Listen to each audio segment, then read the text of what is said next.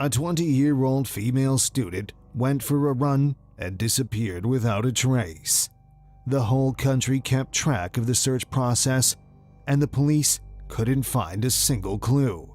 The truth, revealed with the help of a surveillance camera, shocked all of America and gave rise to fierce controversy. Today, we will tell you the story of Molly Tibbetts and what her disappearance led to. On July 18, 2018, Molly got ready for a run. In Brooklyn, she lived with her boyfriend, Dalton Jack, at his brother's house. In the evening of that day, she was in the house alone.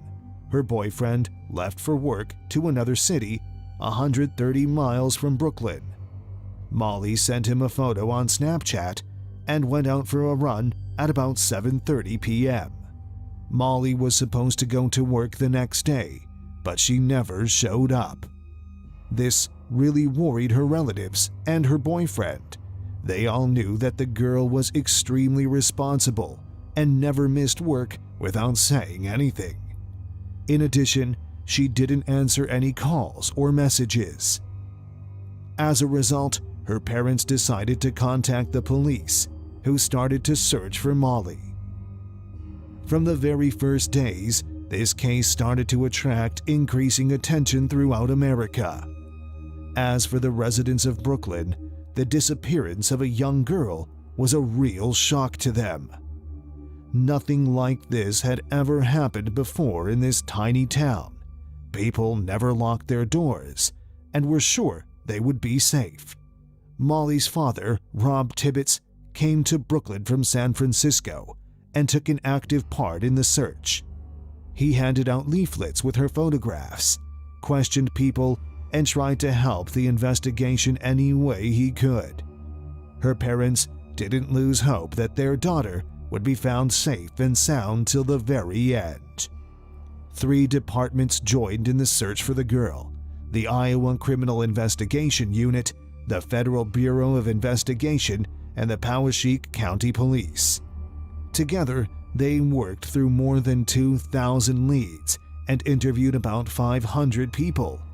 They searched for Molly throughout the whole of Brooklyn.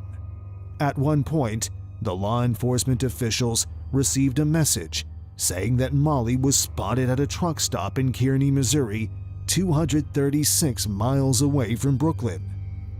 The police checked this information and couldn't find any confirmation of this. The police, as it always happens in such cases, tested the theory about the involvement of her boyfriend. According to the statistics, most crimes of this nature are committed by relatives or loved ones. But not this time. The guy had an indisputable alibi. He really was in another city and physically couldn't be in Brooklyn that evening. As time went on, the search for Molly didn't give any results. The Criminal Investigation Unit had announced a monetary reward for any information that could help get them any leads and find the girl safe and sound.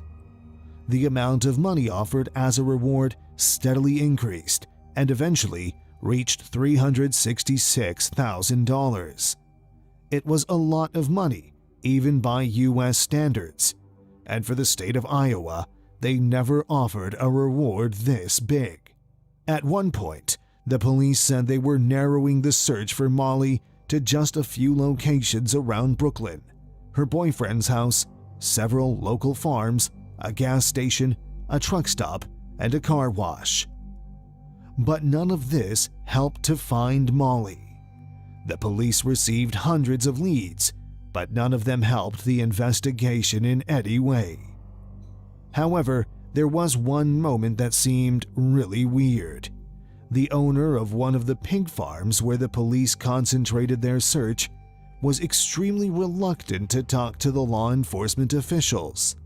He denied any involvement in Molly's disappearance, but refused to go through the lie detector test. All of this made him a perfect suspect, but there was no evidence against him. This meant that the police could neither interrogate the man nor conduct a search on the territory of his farm. As a result, the investigators didn't have any more leads to work through. The police tried to find at least some connection between the farm and Molly's disappearance, but they didn't manage to do it, at least at that time. Everything changed on August 21st. A few days before that, one of the law enforcement officials told reporters that police had found the body of a young white woman.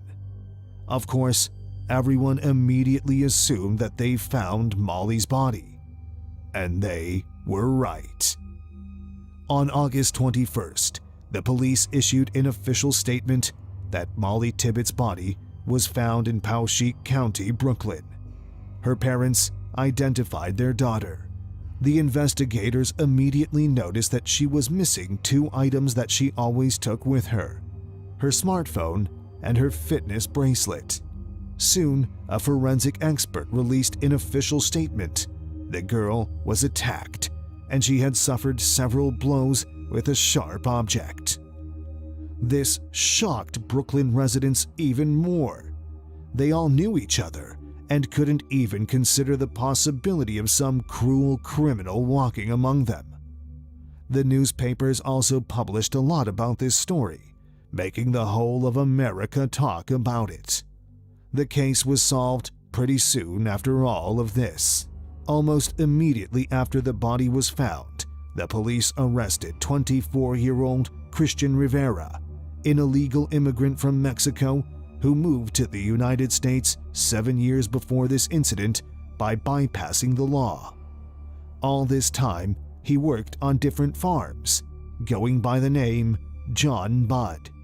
The police found Rivera after looking through the footage from the cameras near the route where Molly used to run. In the footage, they noticed a Chevrolet Malibu car driving back and forth on the road for no apparent reason. It's impossible to say with certainty how exactly the police got the confession out of him. According to the official version, Rivera immediately confessed to what he had done as soon as they came to question him. According to his story, he was driving past Molly while she was running. He liked the girl, and he drove past her several times. Apparently, it was these movements that the police noticed on the surveillance cameras. At one point, he stopped the car, got out, and started running next to Molly. At the same time, he started to verbally harass her, trying to win the girl over. Molly didn't like this and threatened to call the police. When the girl reached for her phone, Rivera attacked her. After that, he threw her body in a cornfield and disappeared. After being arrested, Rivera suddenly changed his strategy and said that he didn't remember anything about that evening.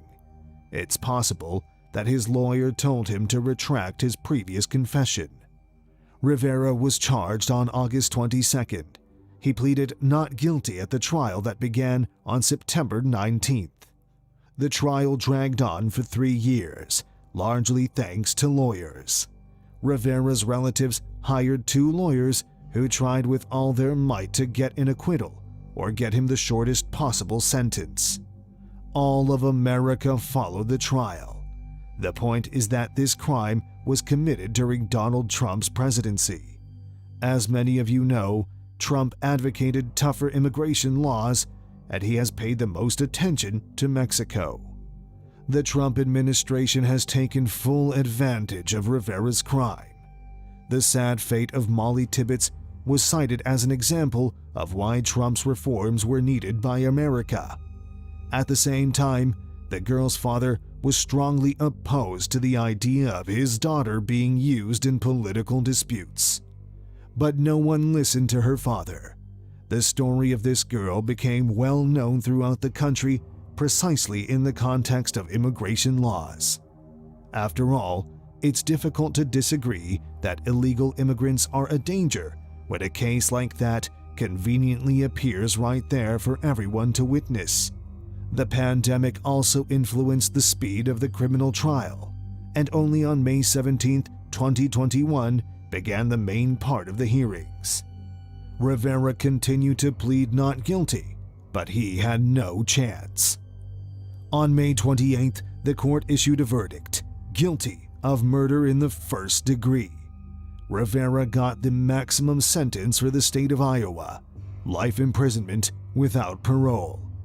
Now, he will spend many years in prison, supported by American taxpayers. Politics aside, the story of Molly Tibbetts once again shows us the sad truth. Danger can await anyone in the most unexpected places, and no one is ever 100% safe.